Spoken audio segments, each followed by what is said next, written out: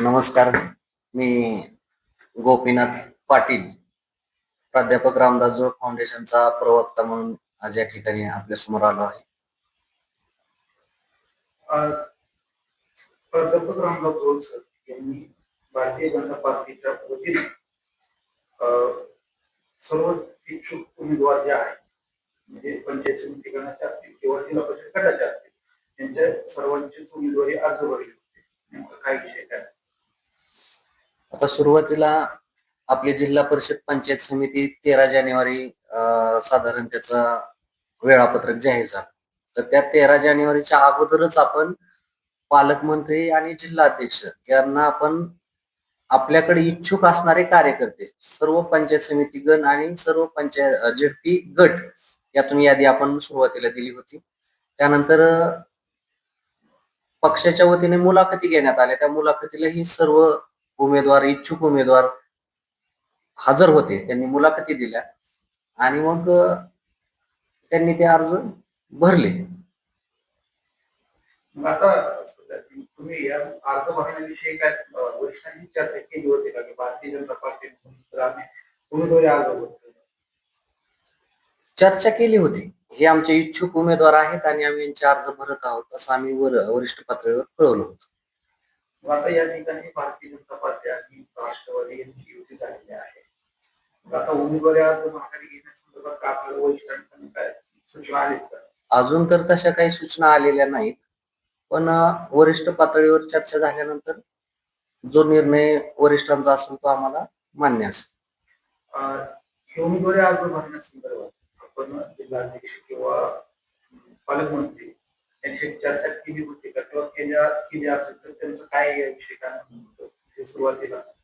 आता मुलाखती झाल्यानंतर एक सोलापूरमध्ये बैठक आयोजित केली होती युती संदर्भात. त्या बैठकीला स्वतः आमचे नेते प्राध्यापक रामदास जोड सर सुद्धा उपस्थित होते आणि त्या बैठकीच्या शेवटी पालकमंत्र्यांशी ज्यावेळेस प्राध्यापक जोड सरांची चर्चा झाली त्यावेळेस तिथं असं समजलं की ही प्राथमिक चर्चा आहे म्हणून.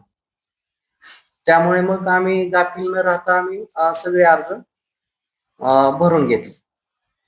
तुम्हाला म्हणजे आमदार ठेवल्यासारखं वाटतंय किंवा प्राथमिक चर्चा होती राष्ट्रवादी आणि बीजेपी, परंतु तुम्हाला आता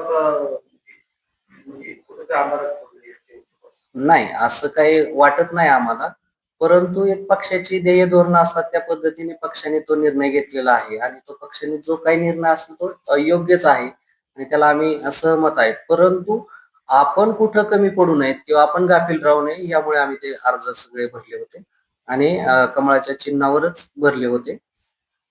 म्हणजे पंचायत समिती आणि जिल्हा परिषदेच्या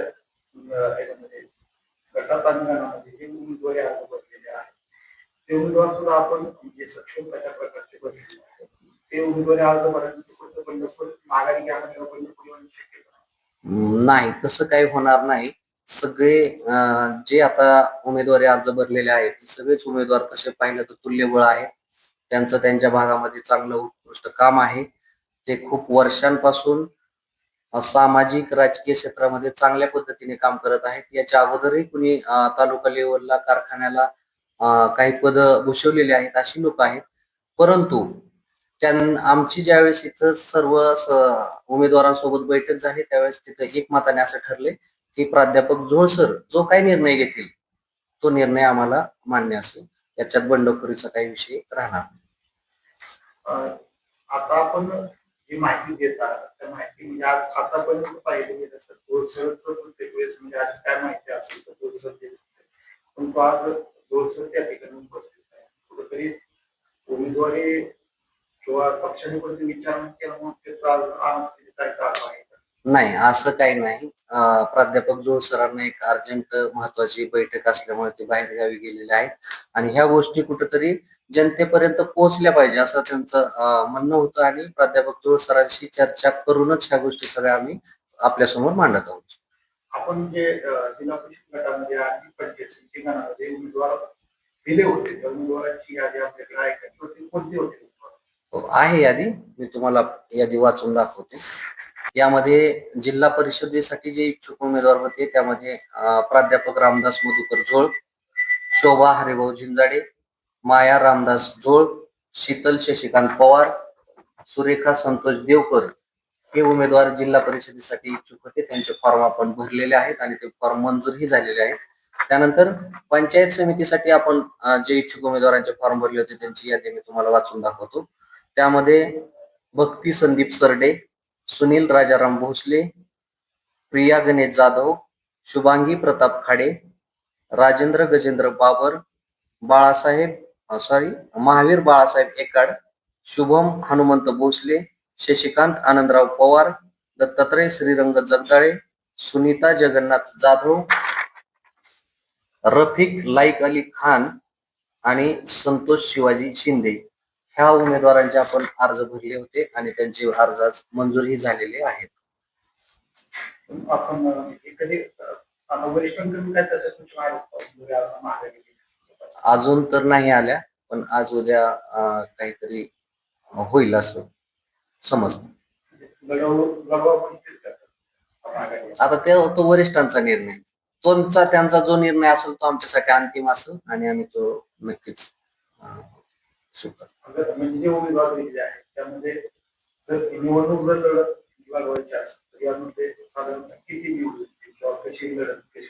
तसं पाहिलं तर याच्यातला हा पूर्ण पॅनलच आहे म्हणता येईल आणि सगळेच तुल्यबळ आहेत. जर ह्यांचे आपण निवडणुकीला सामोरे गेलो त्यातले जवळपास सगळेच उमेदवार निवडून येण्याच्या स्पर्धेतले उमेदवार आहेत. भारतीय जनता पार्टीचे जिल्हाध्यक्ष चेतन सिंह केदार यांनी सुद्धा सांगितलं होतं की भारतीय जनता पार्टी स्वबळावर लढणार आहे अशा प्रकारचं नाव दिलं होतं. मग आता कुठेतरी स्वबळाच गणित बिघडलेलं दिसतंय. नाही, असं काही नाही. पक्ष शेवटी सगळ्या गोष्टींचा सर्वे करून विचार करून निर्णय घेत असतो आणि पक्षाला वाटलं असेल की इथं युती करणं अपेक्षित आहे, त्या पद्धतीने त्यांनी युती केलेली आहे आणि त्या पद्धतीने आपण इथं निवडणुकीला सामोरे जात आहोत. परंतु जिल्हाध्यक्षांनी असं म्हटलं होतं की आपण स्वबळावर लढणार आहोत आणि युतीच्या बैठकीमध्ये हे असल्यामुळं आम्ही सगळे फॉर्म भरले होते आणि आम्ही भव्य असं शक्ती प्रदर्शन करून आम्ही सगळ्या उमेदवारांचे या ठिकाणी अर्ज हो, नक्कीच नक्कीच. जिल्हाध्यक्षांची बाईट पण आहे. त्यांनी त्यामध्ये असं सांगितलं की आम्ही सोलापूर जिल्ह्यामध्ये स्वबळावर लढणार आहोत. त्यामुळे आम्ही इकडं पूर्ण तयारी केली होती आणि त्या पद्धतीने आम्ही या ठिकाणी सर्वांचे फॉर्म भरले. तेही खूप मोठं असं शक्ती प्रदर्शन करून या ठिकाणी फॉर्म भरले होते.